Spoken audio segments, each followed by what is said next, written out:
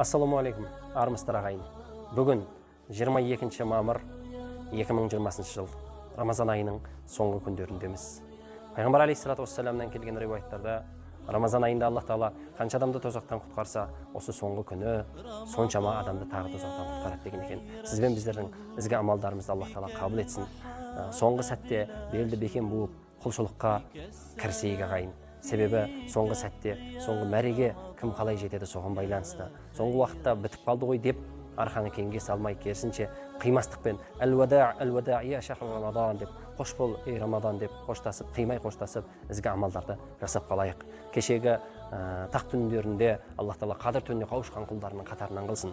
Қадір түндерінде, әсіресе тақ түндерінде көпшілік барынша садақасын салып жатты. Университетіміздің құрылысына үлесін қосты. Сіздерге де мың алғыс. Ассаламу алейкум ва рахматуллахи ва баракатух.